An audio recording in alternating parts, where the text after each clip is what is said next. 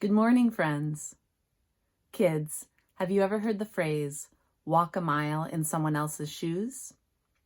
This doesn't mean that you're literally going to try to fit into somebody else's shoes and go for a hike in them. What it means is that there is a person who you don't understand or whose actions are confusing you. Before you judge them or tell them what you think is best, try imagining what life is like for them. Try imagining going through a day as them. And after you do that, maybe you'll gain a better understanding of their actions, of their opinions. Maybe you'll see things in a new light. This Sunday, we are celebrating the life of Dr. Martin Luther King Jr. Kids, I'm sure you've heard of him before. He was a great man who worked for justice and equity for Black people in America in the 1950s and 1960s. During that time in our country, there were many areas where it was against the law for Black people to eat in the same restaurants as white people, to use the same water fountains, to go to the same schools. There were amusement parks and pools that Black people were not allowed in. Because of the work that Martin Luther King Jr. did, along with the work of many other people, those laws changed. Today in the sermon, you'll hear Denny talk about a letter that Dr. King wrote when he was in jail. He wrote this letter to a group of pastors, a group of white pastors, that were upset with him because Dr. King had been protesting businesses that wouldn't take down their signs like "No Blacks Allowed." These pastors thought they knew what was right. They thought that he should have waited and not been protesting. Dr. King writes this letter to these pastors, and through that letter, he asks them to walk a mile in his shoes. He says to these men, imagine what it would be like to try to explain to your 6-year-old daughter why she can't go to the new amusement park because the amusement park does not allow Black people.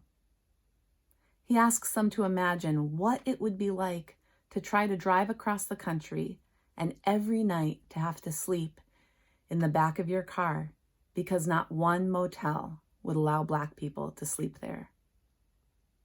He asks them to imagine trying to explain to your son why white people treat Black people so mean.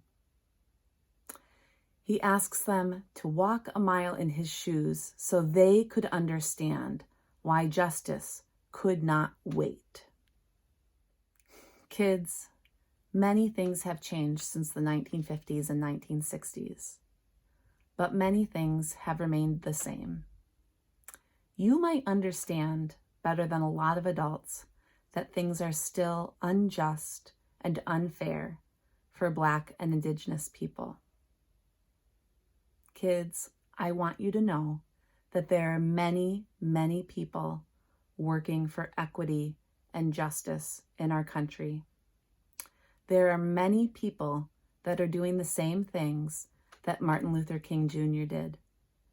Writing letters, protesting, marching, and working to change laws.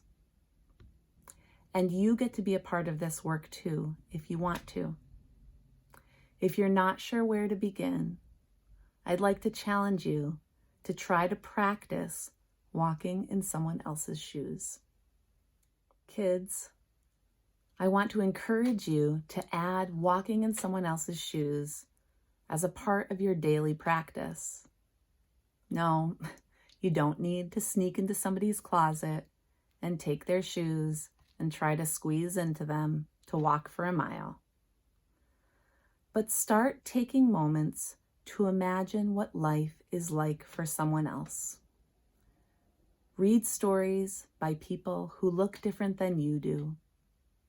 Ask questions and then really listen for the answers. And I promise you that if you add this practice into your life, it will change and influence the way the rest of your life looks. It will influence who you vote for when you get to be old enough to vote. It will change who you get to spend time with. Your life will become richer and deeper, and you will have a greater understanding of what work needs to be done to be God's hands in the world, to bring equity and justice for all. I miss you, and I can't wait to see you soon.